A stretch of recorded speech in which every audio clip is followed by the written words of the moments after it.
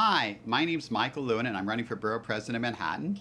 And this is my wife's parrot, Bella, who may play a small role in this video if she's lucky.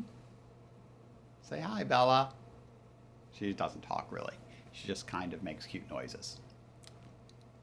At any rate, in this video, I'd like to criticize something the Republican candidate for mayor, Curtis Sliwa, said. Now, I don't want to criticize Mr. Sliwa too much. Frankly, he seems like a fine fellow. I actually voted for him in the Republican primary, and the city could do far worse. Nevertheless, like all human beings, he occasionally says things that I disagree with. So, in particular, he was criticizing the idea of upzoning certain parts of Queens to allow more housing, and he said that a 5-story building in one type of neighborhood would be, and I quote, a monstrosity.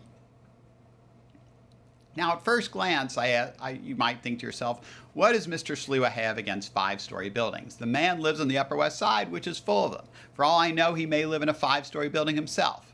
Maybe he lives in a much taller building. I'm not sure. But I don't think it's the problem is that Mr. Sliwa inherently dislikes 5-story buildings anywhere. I think that, like many people, he believes that buildings in a block should all look more or less the same. That is to say, a 5-story building on the Upper West Side is fine, but a 5-story building in a block in outer Queens with a lot of 2-story buildings is somehow a monstrosity.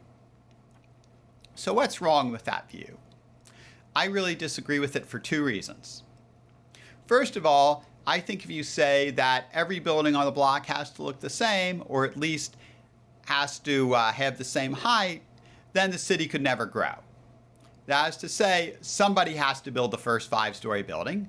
Otherwise, there would never be any 5-story buildings at all. Otherwise, what would have happened is the city of New York would have been nothing but 1-story buildings, because the first building in Manhattan was presumably a 1-story building. And if you say, well, everything has to fit in with everything else, so much so that it's the same height, then almost nothing new could be built, except maybe a building that's just occupies an entire block or is on a vacant lot.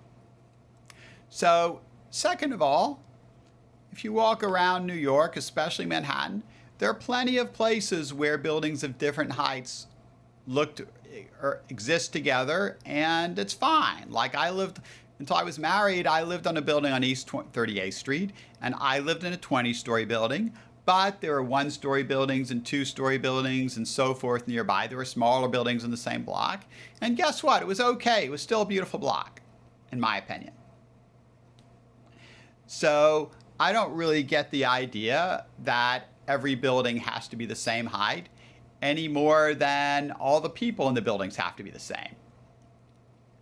Or to put it another way, think of buildings on a block as like this parrot. You know, Bella is partially gray, but she also has a little yellow on her and a little green on her. And all these colors are fine together. She's still a beautiful bird.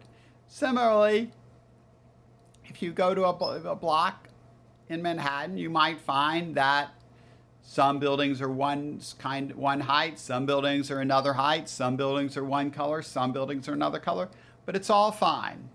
When it comes to the physical environment, diversity is okay. And so as a result, I believe it's okay for zoning to allow tall buildings and small buildings in the same block. That's really the message you should get out of this video. See you on the campaign trail.